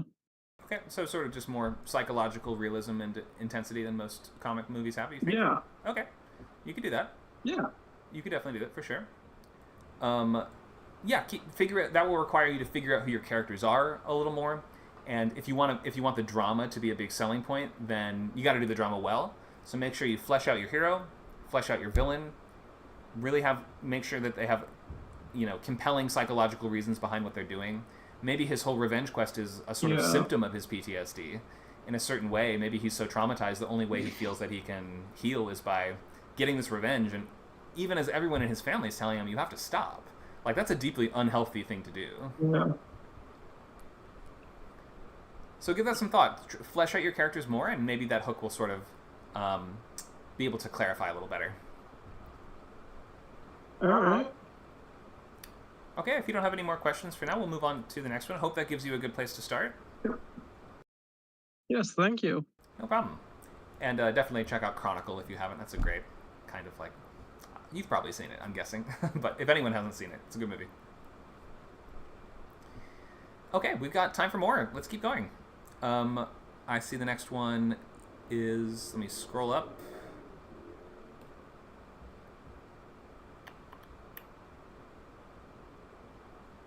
Mario. When the Dark Lord severely maims the Chosen One, the survivors must hide out in the lair of the previous Dark Lord, the only one who can heal their injured friend. But have they just exchanged one danger for another? Because the previous Dark Lord collects bodies as hosts to control, and no body is more powerful than that of the Chosen One. Whoa, okay, a lot of information there. I think we might have to just slow down a little bit. Is this a logline, or is this kind of just a description of the premise? It's pretty much for a logline. It's a logline. Okay, this is several sentences, though. It's just two. I just decided to not have a run-on. Well, it's kind of three. You have a dot, and then a separate clause in the middle there. I just did that for dramatic purposes. Okay. In any case, it's a lot to take in, and it's a lot to process and understand. I'm going to read it back and make sure I'm grasping it. When the Dark Lord... Okay, what world are we in? Are we in like a secondary fantasy world like Middle-earth? It's the comp is Harry Potter. Okay, so it's a portal fantasy? Yeah, it's like a Harry Potter world. Just think Harry Potter went after things went haywire. When did things go haywire in Harry Potter? You mean the very start of the series? At the end of the movie. At the end of which movie? The last one. At the end of the very last, the seventh one. So, after Harry Potter's done and the pieces restored to the world? No, right before the battle, and that's the Dark Lord has ambushed them, and they're planning stages, and even before they begin their attack, the Dark Lord comes in and f's up the whole battle, right? And the hero right, is severely maimed, and he escapes with like barely any of his life because the previous Dark Lord helped him, and they are now in a room. The chosen one is like half dead, and his friends are blaming each other. And the previous Dark Lord says one of you betrayed them, and that's kind of like the engine of the story. Okay, so I think I still need to maybe just go through one question at a time to make sure that I'm fully grasping it. So, are we on Earth? Yes. We are. Okay. So, is this modern day Earth? Yes, it's a modern day It's Harry Potter. Right, but Harry Potter takes place in between two different worlds. The Wizarding world is a sort of hidden world beyond a sort of portal-like obfuscation. Is that what you're saying? Yeah. So, like in Harry Potter, they really rarely go back into the human world. So, like, it's still the Wizarding world, right? But it's just the hidden one room setup. Think the Reservoir Dogs warehouse, but with a flu shoot, with a magical accoutrement. Brick. Okay. So we're in a modern day urban fantasy portal type world where there is a real world as well, but we're spending most of our time in the magic place, right? We're spending all our time in one room. In one room. Yeah. It's like a warehouse. Reservoir Dogs magical warehouse. It's the previous Dark Lord's lair, his safe house. Okay, hang on. Let's slow down. Just one thing at a time. So, you mentioned there is a sort of Dark Lord and a sort of chosen one as well. So you're talking in terms of the tropes of those characters? So yes, the tropes. Okay. Yes, the tropes. So in terms of tropes, the Dark Lord is usually going to be a very powerful, evil magic user that usually wants to either wipe out the good people or wipe out everybody. Is that the case? Yes. Yeah. Okay. Yeah, that's the case. So what is he trying to do? Wipe out the good people or everyone? He's trying to take over the society. Take over the magical society. Okay. Yeah, he's Voldemort. Yes. Okay. So is there a sort of central institution like a school or something like that that you are talking about? Yes, there is a school, but I felt like introducing it here is too much, right? Well, no, we don't have any context without it though. You're just talking about characters and tropes, and we don't even know where or when we are. Like, so, I'm not sure we need to have to know when and where we are when it's basically like I would start off with the comps being, imagine if Harry Potter, right, before the last battle, the group was our heroes, our Scooby Gang was ambushed.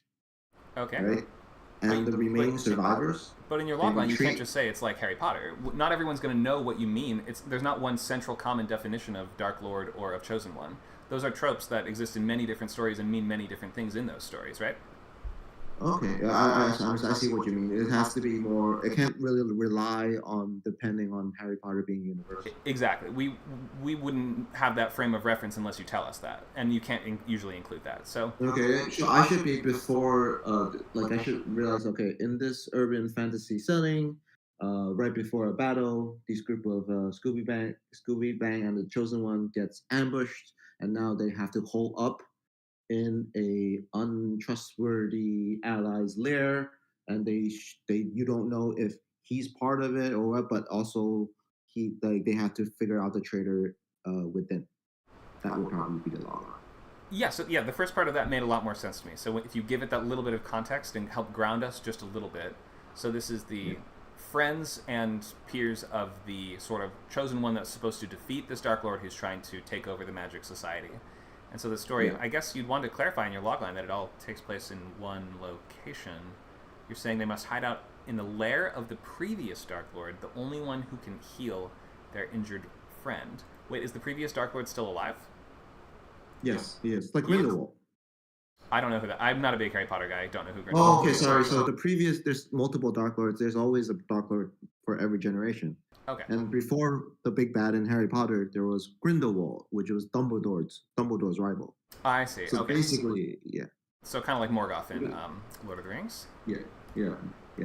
But don't include a rhetorical question in the log line just because it's better to answer it than to ask. Because the previous Dark Lord collects bodies as hosts to control, and no body is more powerful than that of the Chosen One. Okay, so it sounds like you're saying you're doing sort of a Reservoir Dogs style story where the allies they're kind of like on the verge of defeat sort of thing, like the Dark Lord struck a blow against them and now they're just trying to recover and recalibrate. Is that right?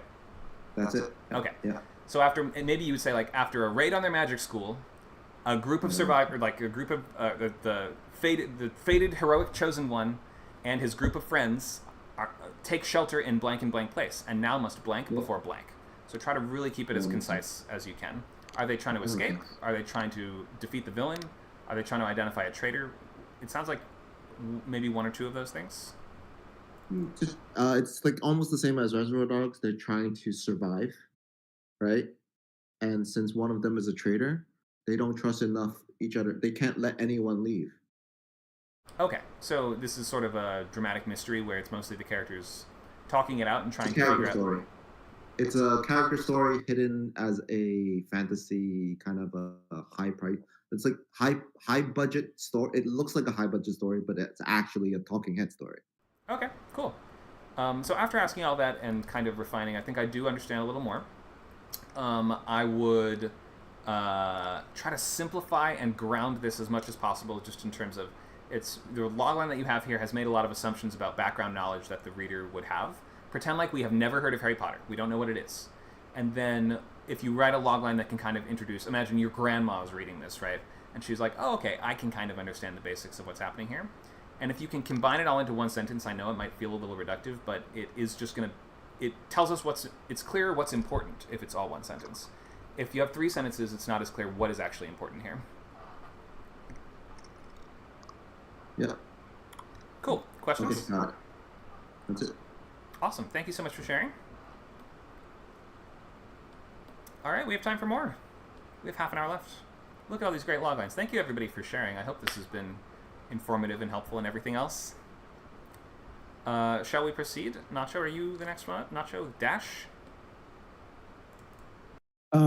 Sure, yeah.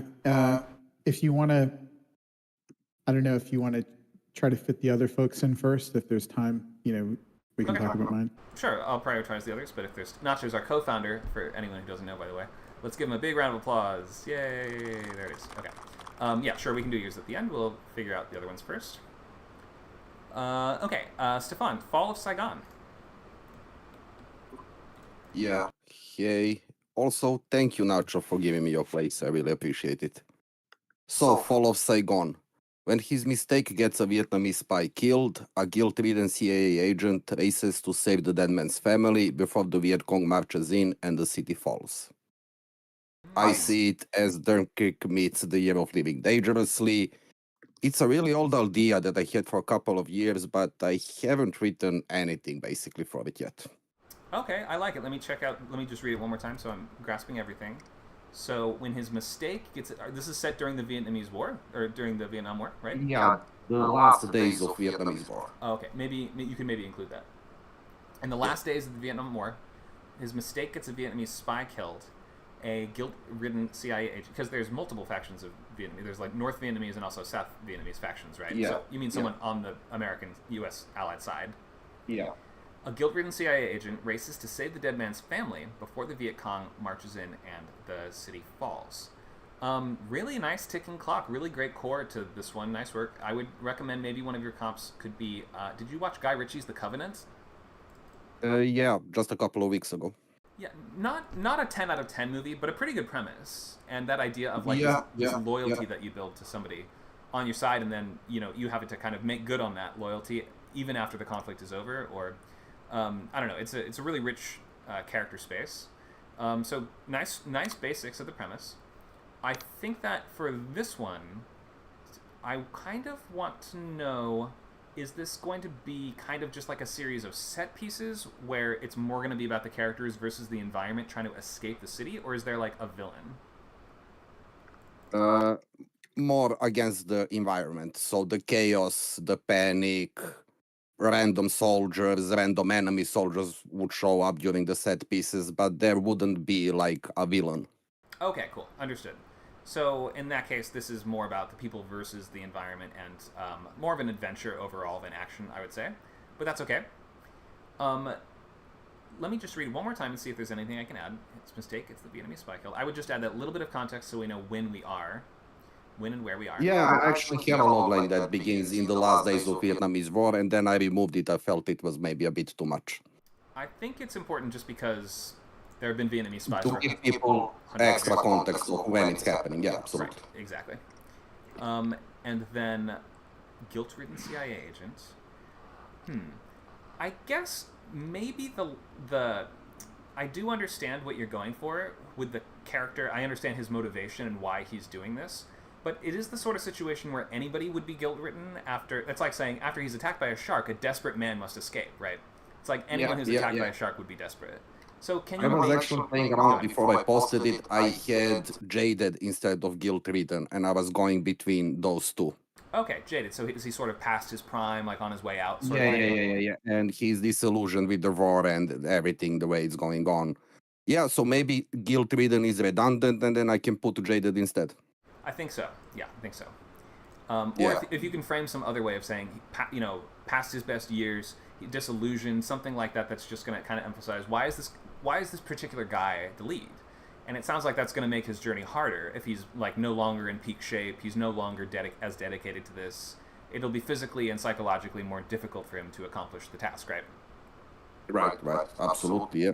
Cool. So that's the only little adjustments that I would make. But you have a really strong core here. Thank you. Really appreciate it. And great tips. Really appreciate them as well. No problem. Nice work. Thank you. Sometimes there's just a couple little changes to make, and the logline's mostly already working.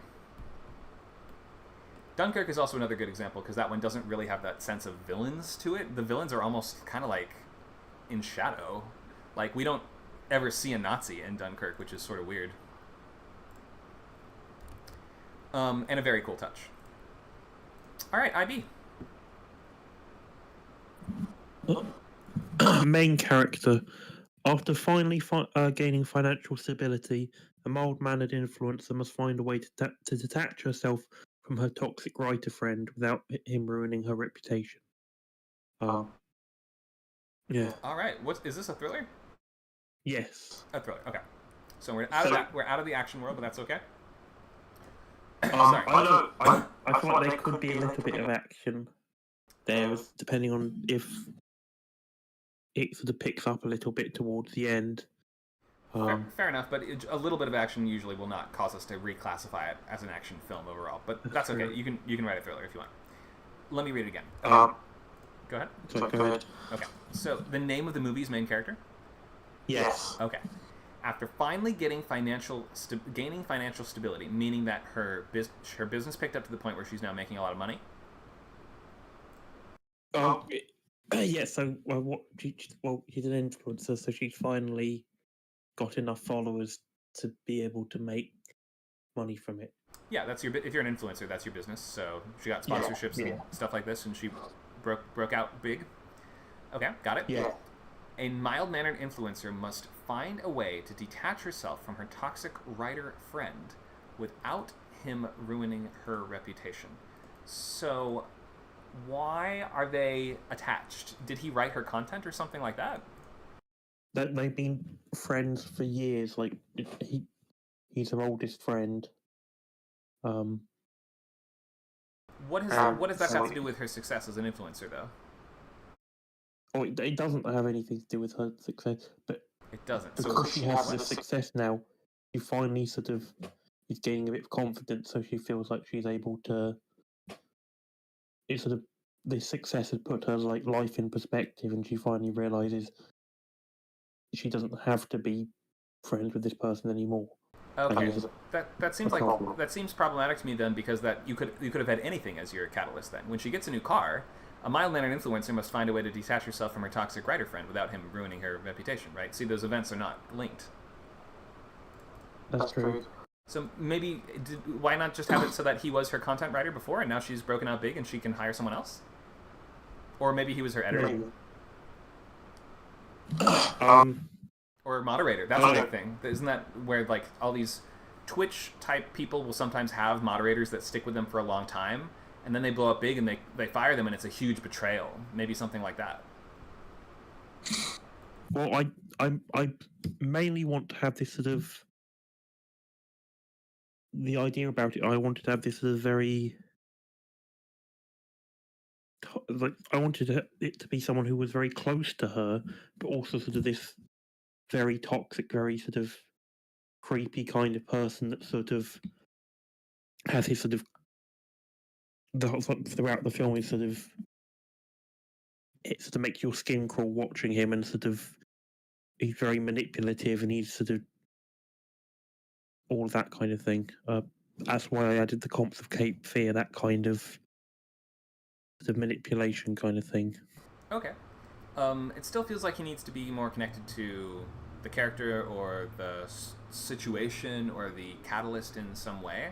Like, why did her becoming successful, why is that the thing that causes her to now either break away from him? Maybe she now has the ability to break away from him. I think it needs to be more so than just she was inspired to do it, just because you could be inspired to break away from a toxic relationship by almost anything. She goes to therapy and thinks, oh, now I have to cut that relationship off. Why does it have to do with success? Which is why I was kind of tying back to the idea of, did he work on her old channel? Was he responsible for her initial success or something like that? Maybe that's a direction you could go. Go ahead. Maybe they were, I try to think maybe they were roommates, and now she can move out and she can live somewhere else. That definitely works. Yeah, or her old landlord or something like that. They probably wouldn't be like friends exactly if he were the landlord, but sometimes there's odd arrangements like that work out. So yeah, try to tie the different elements together more, so it feels like this one situation could only happen in this one way. It shouldn't feel like here's a bunch of things that happen in a story that could have happened in a different story or in a different order. One thing should lead to the next thing. So this influx of money causes her to move out of the house with this crazy guy, and now he wants to sort of, maybe he even thought they were always secretly together or something like that, or he was waiting for her to finally notice him, senpai or whatever it is, right? So at this point, maybe that's the catalyst, maybe that's what drives him nuts. What do you think? You don't have to have the answers now, but you can brainstorm if you want. I'll be honest with you, because I wanted to write something where, because you have lots of films where it's about sort of a plucky writer finally getting their big break, and I wanted to have it where the writer was the villain, because I feel like as writers we don't usually want to put ourselves as the villain. But I thought it would be fun if the writer's the villain, they're sort of this dead weight on her, and just sort of look at all like the negative things that people like, being a little bit too pushy about sort of his book maybe is sort of very high and mighty kind of thing, sort of all the negative things that there is from the profession. That was sort of what I wanted from it, if that makes sense. But so if his writing is not connected to what she does at all, then it doesn't really matter that she's an influencer. This could have been about a lady that just won the lottery. Yeah, that's true.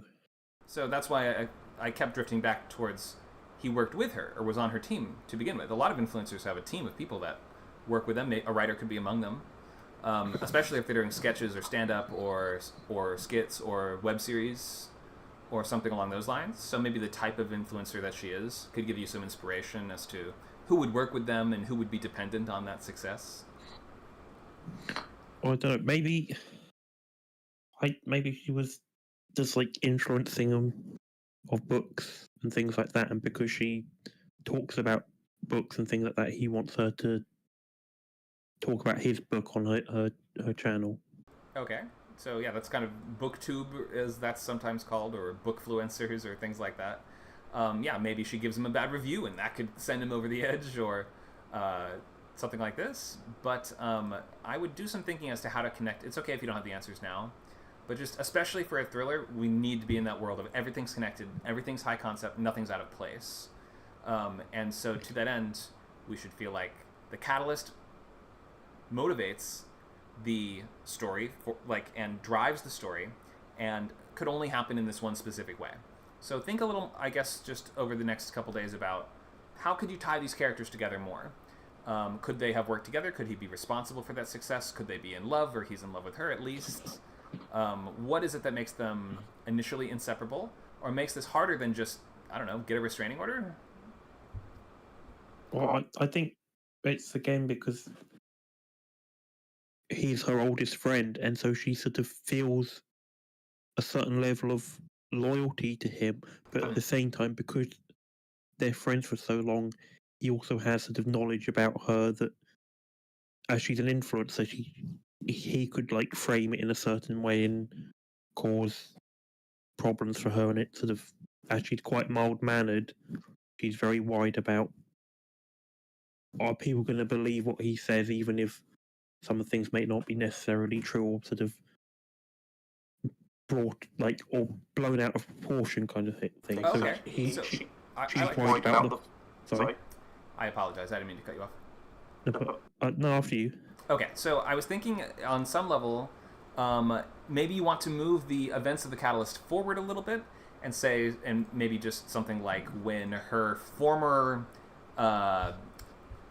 business partner, when her former, I don't know, whatever it is, former best friend starts a harassment campaign against her for after her success or something like that. A mild-mannered influencer must go to, increasingly dangerous extremes to stop him. Or something like that. That might kind of feel have that little bit more intensity to it. That kind of feels like a Korean thriller, in a way. Yeah. So maybe consider moving the events forward just a little bit so that we can start with that thing. Start with the success happening, rather than it's not so much about her trying to find a way to detach herself from him. Think of what is it that he actually does that's threatening her, and start with that. When she starts getting harassed by her former blank and blank, a newly successful influencer must now blank. Does that make sense? Yeah, but I said the reason why she was an influencer is to add that sort of reason she has to tiptoe around, stop being friends with him. She can't just go, "Oh, I'm no longer friends with you." And I said also just because I think this restraining order thing, they're not always they're not always that effective for some people. So that could also be something that I could bring into the story as well. This idea of maybe she does get a restraining order and it just doesn't work, and the police are to go, "Oh," they maybe put him in prison for a day or two, and he comes back right back out again, kind of thing. Sure. Or can I just make a suggestion for a small change that would, I think, really galvanize the story too? Yeah. He's also an influencer, not a writer. Or I mean, writers can be influencers, but he is an influencer with clout, and maybe that's how she got her start. And he helped, and that way you would have both a great reason why she couldn't just separate from the friendship, because the connections she has with the same people as him are really tying them together, and a lot of people would take his side and stuff like that too. And also he would have much more social power. He's not just some nobody writer. And also it would give him a vested interest in her success, in the sense that he could say, or like a sort of shared collective responsibility of her success. He could say, "I helped make you, I let you stay in my house, I let you use my equipment, and this is how you repay me." Just kind of ties them together even tighter. I don't know if that works at all, but what do you think? I feel like there's been a lot of stories around that kind of thing, and I just want to do something different. And I said I mainly wanted, the main idea was around the toxic writer and sort of him going more and more insane, but I wasn't, and this idea of the person trying to escape from him as that happens. And as I said, I chose the influencer because I thought it would be another reason for her to tiptoe around, as I said, detaching herself. But it doesn't have to be an influencer. I just thought it would be an interesting character. Okay, but if his writing is not connected at all to what she does or her success, then why is he a writer? Why does it even matter? I'm just looking for ways that these things can connect. You can think of whatever you want. That's just where my brain went initially. I guess I would just dig a little deeper into what is the hook of the story. What makes this different from the other stalker type stories we've seen before, and how does everything wrap up nicely and tie together? So look for those sort of connections between things to draw. Okay, thank you. No problem. Thanks for sharing this. And what was it? It was called main character. Yeah, or maybe is this a new thing people are saying? Is it main character syndrome? Is that what people call it? Where yeah, maybe main character syndrome would be a cool title too. Okay, let's keep going. We have Talking Cheeto Puffs, The Lair. Oh, I see some comps I like.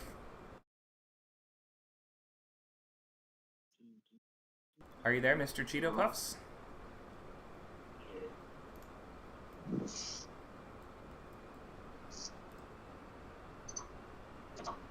Hi, can you speak up? I thought I heard you.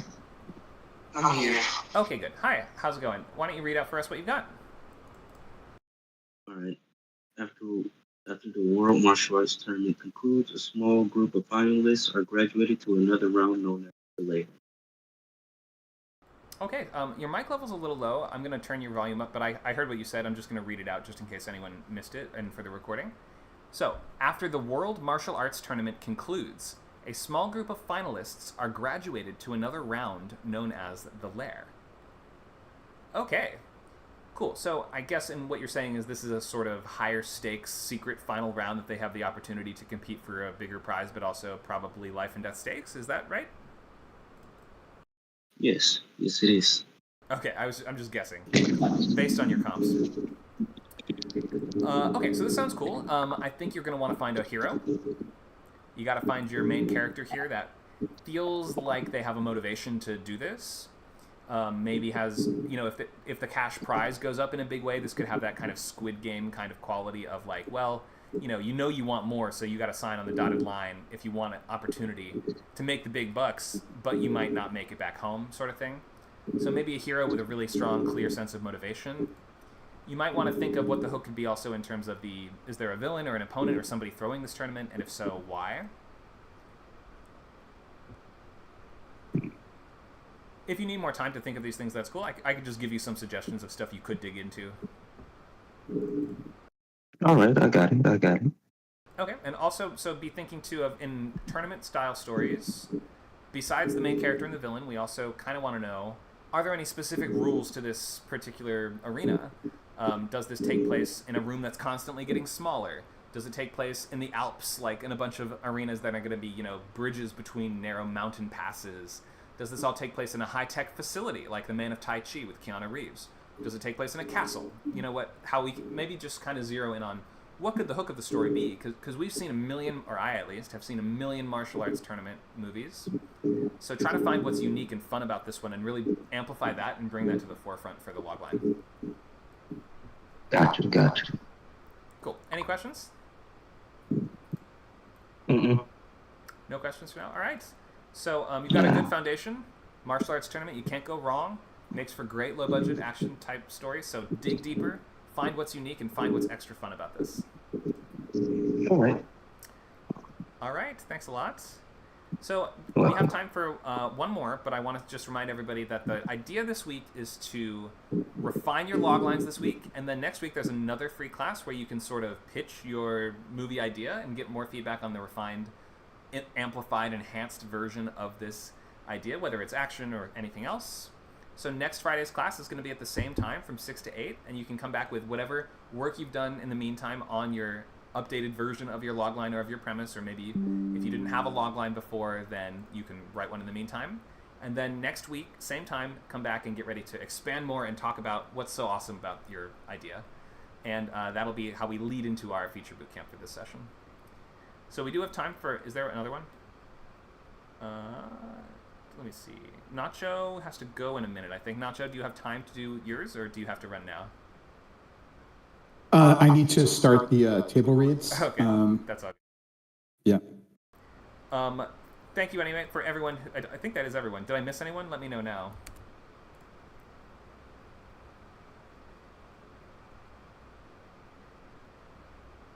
It looks like everyone. Okay. Great. So thank you everyone for sharing today. This was a lot of fun. I hope that you got some good info on just what an action movie should look like. What are we going to include? All these basic things. But also, like an initial push forward on your idea. If you're looking for how to deepen or broaden your idea, I'm always full of ideas on how to do that and how to find that hook and bring that to the forefront. And we're really always trying to deliver this thing that feels original and fresh and fun and unique and different. But also, at that same time, that's the tricky part. It feels fresh and unique and different, but also like it fits in the box of we know the kind of thing that we're going to get from that movie. We don't know specifically what we're going to get, but we know the type of fun that we're going to have. And that's really at the core of writing a solid premise. So next week, August 16th, finalize your logline this week if you can, and you can pitch that new version of it next week to get it like totally bolted down if you want to. And then you're going to be filling out your sketchbook all this week and next week too. If you have never been in one of my courses before and don't know what a sketchbook is, really it's just a blank Google document with all of your ideas in it. All your research, influences, inspiration, clips or videos or articles linked, maybe initial ideas for characters or lines of dialogue or rules of the world or plot moments or awesome set pieces or anything like that. So start filling out just one document that is going to contain all of your ideas. They don't have to be in order, they don't have to be organized, and no one else has to read it. But start filling out one document of everything pertaining to this particular movie premise. Or if you're still juggling between different premises, try to nail that down this week and maybe do that work in your sketchbook as well. And then if you have that final version of the logline next week, you can pitch it once again, the improved version.